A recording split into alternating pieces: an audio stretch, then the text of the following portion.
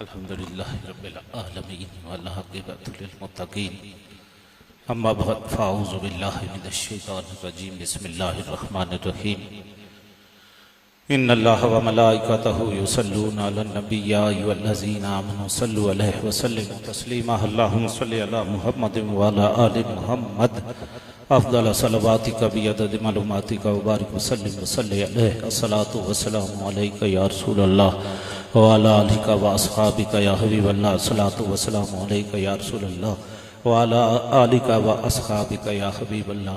पीर तरीक़त रहबर शरीयत पीर सैयद फ़ज़ीलत हुसैन शाह साहब के लखते जिगर पीर सैयद अकमल हुसैन शाह साहब और मेरी जमात के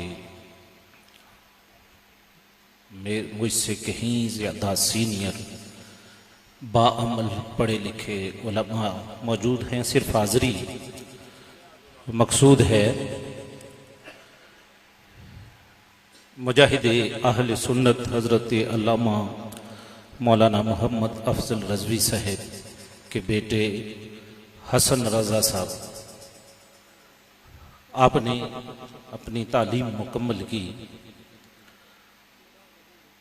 और अहले सुन्नत का वतीरा है कि जहाँ कुरान से मोहब्बत वहाँ साहिब कुरान से मोहब्बत। कुरान और साहिब कुरान, इसके बगैर बात नहीं बनती। लेकिन मैं सिर्फ एक ही नुक्ते की जानब आपकी तवज्जो दिलाकर बात को ख़त्म करता हूँ।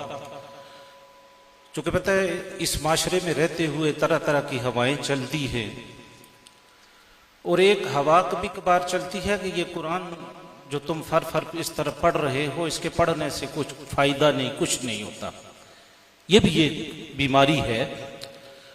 लेकिन याद रखें कि कुरान पढ़ना, इसको समझना, ये तो अगला दर्जा है ना। जो समझ गया, जिस तरह हजरत अल्लामा रज़वी साहिब समझ गए, किबला शाह जी समझ गए, रज़वी साहब के बेटे समझ गए, ये तो एक ऐसा दर्जा है कि ये जिस कब्रिस्तान से गुजर जाएं, कब्रिस्तान वाले भी तमन्ना करते हैं कि कोई आलिम हमारे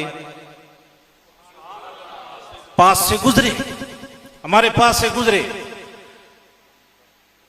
वह मुर्दा तो तमन्ना करते हैं, लेकिन मुर्दे तो तमन्ना करते हैं, लेकिन हम जिंदा कदर नहीं जानते।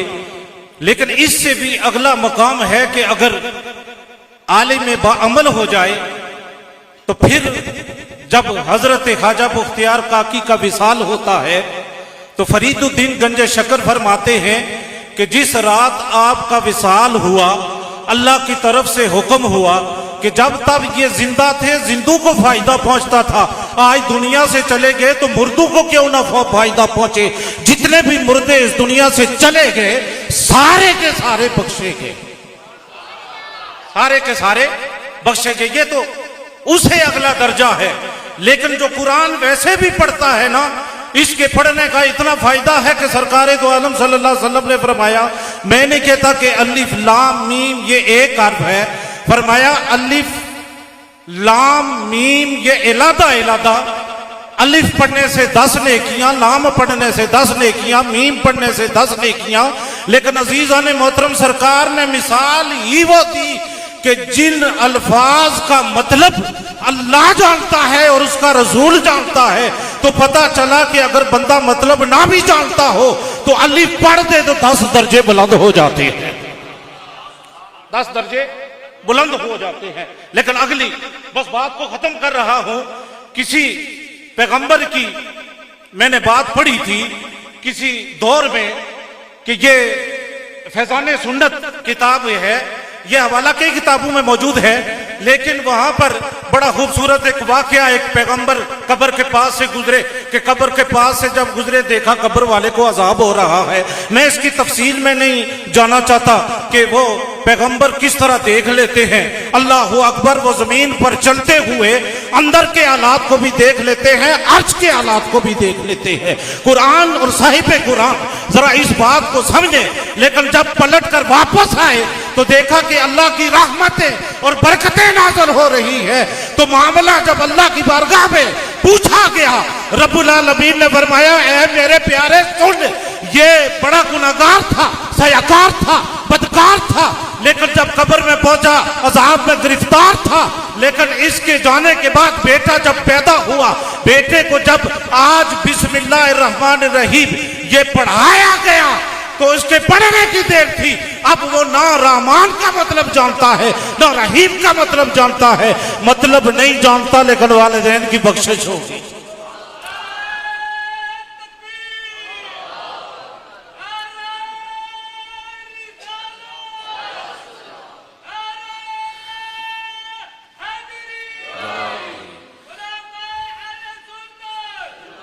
तो पता चला कि वैसे भी कुरान को समझना तो ये तो बात की बात है, अमल करना तो ये तो आखिरी दर्जा है। लेकिन वैसे भी अगर कुरान को पढ़ा जाए जिस तरह ये बच्चे पढ़ते हैं तो अपने आप का भी फायदा होता है, वालिदैन का भी फायदा होता है। आखिरी जो जुमला दे रहा हूं, क्योंकि हजरत उमर की बात चल रही थी, तो हजरत उमर इस्लाम लाने से पहले जब फकत उमर थे, कुरान सुना, लेकिन कुरान सुनने के बाद वहां कलमा नहीं पढ़ा। कहा कि साहिब कुरान की बारगाह में चलूंगा। बात तब बनेगी कि जब साहिब कुरान की बारगाह में चलूंगा। साहिब कुरान की जब बारगाह में पहुंचे तो कलमा पढ़ा, नबी के कदमों में लिपट कर जब कलमा पढ़ा तो फिर फारूक बन गए। बस इस शेर पर बात को खत्म करता हूं। शेर किसी का है, लेकिन इसी आखिरी इस जो है जुमले पर गौर कीजिए कि मेरा रंग भी नहीं, मेरा रूप भी नहीं, मैनू यार बनाण दा ढंग भी नहीं, मैनू यार मनाण दा ढंग भी नहीं, मेरा इश्क भी रोमी वर्गा नहीं, ते मेरी जान भी वर्गी चोर भी नहीं, ते कसम खुदा दी मैं खाना वा कि मेरे आका जया कोई और भी नहीं। व आखिर दवाना अनिल हम्दुलिल्लाहि रब्बिल आलमीन।